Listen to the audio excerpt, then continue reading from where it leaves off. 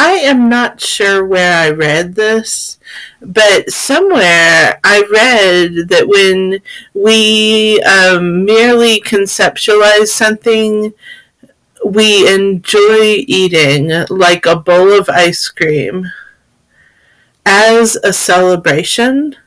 So if you eat something with the mindfulness that you are celebrating something, our body produces hormones that process it like a treat, the treat in a better way, and we end up burning the calories in the food in a different way than we would if we thought of it in a more negative light.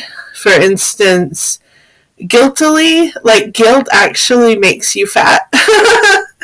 I mean, it doesn't make you fat exactly. I mean, but it contributes in how we process our food.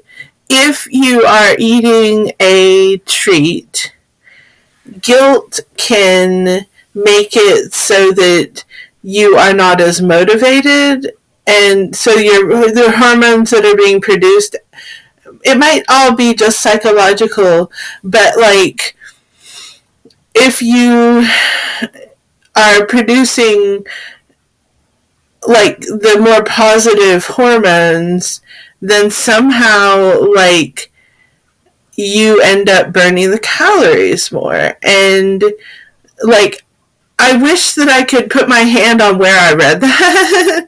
And if somebody knows somebody who said something like that, I've read a lot by Kelly McGonigal, and she's a neuroscientist who kind of studies Buddhism and how meditation really has positive, concrete effects. And she wrote The Willpower Instinct, and that was about making positive changes, changes that you want to make, like goal setting. And she also wrote a bunch of other books, The Science of Compassion, which kind of talked about things like a hug can make these chemicals in your brain that like amazing things, good things can come of it. And she was like naming off the chemicals, these specific chemicals, but like I don't know where I read that, because I just often I'll read an audiobook and I don't take many notes on it, and I probably should start taking notes on my reading more. I really should do that better, but I have no clue where I read it, but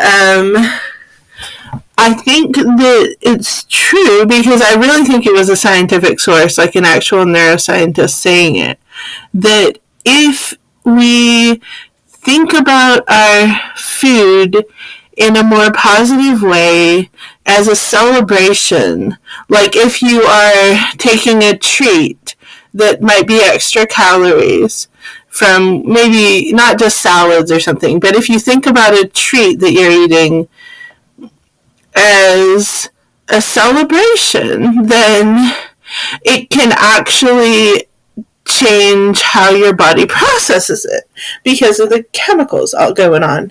Well, I'm not a neuroscientist, but I read that somewhere. And so I made a list last night of some celebrations of things that I could celebrate. Because the reason that I was thinking about it was, well, I am trying to lose weight. That's one reason. Another reason is because when I was talking to my therapist, she's always like, oh, be kind to yourself, celebrate your snacks. And so she said that same thing. And she always is very like wanting me to be good to myself in many ways, and I am good to myself.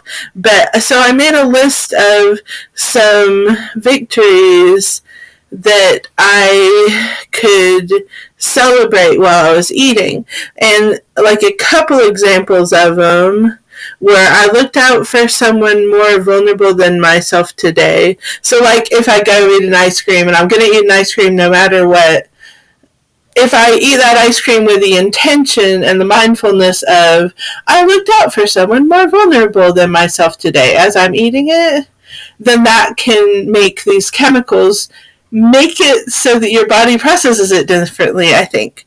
So, and another one, an example of a victory. These are little tiny victories. Like, I put on good walking shoes so I could walk better. Because, I mean, we're all different in our bodies, but some people might be lazy about putting on our shoes. That's me. Sometimes, like, not putting on the walking shoes and therefore not walking. But, so, let's see here. I guess I was just going to say that was yesterday when I started thinking about all of that and made the list that is longer than just 2 things. But, so I have decided that I want to do this and add it to my life, but I haven't quite done it yet. About 3 hours ago, I ate some chocolate ice cream. And I didn't do it with the mindfulness that of anything good. I was like, I actually, before an hour before that, I was like, I'm going to eat some chocolate ice cream and I'm going to be mindful when I eat it of this big celebration. I saved a little extra money and put it in a savings account. So I was really proud of that, and I was like, I'm going to celebrate that when I eat my chocolate ice cream. But I never ended up connecting it. Like, I ate the ice cream, I had the intention ahead of time, but I never was mindful yet when I ate. So I guess I'll keep you tuned in about my progress on the subject, but I'm interested in, if anybody does watch this, if it helps anybody or if they have any added suggestions. I think they're very interesting about the subject of weight loss, because, like, as I was putting on my Facebook page earlier, 80% of people who lose weight gain the weight. So, like, weight loss is such an ongoing struggle. And like last year I lost 45 pounds in a few months, which was a lot in a very short amount of time.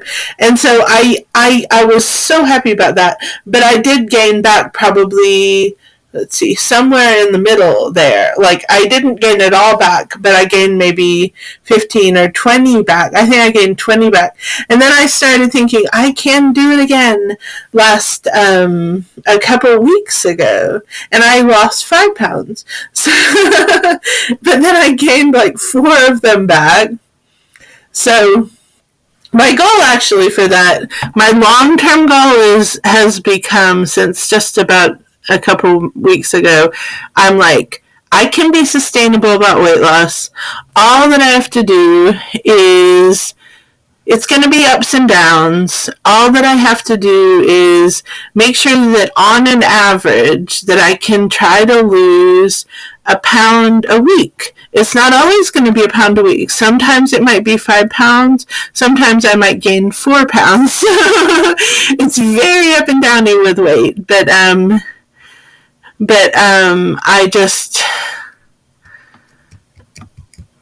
think that, like, if I lost a pound a week in the long run, like, if it was, no matter how up and downy it is, there's still a best fit line in there, like statistics. I took a statistics class in college, and I know that there's still the average in there, and the average is, if I'm losing a pound a week on average, that's tremendous, and I could really lose a lot. So I just need to stay in touch with the hope and keep the positive thoughts going.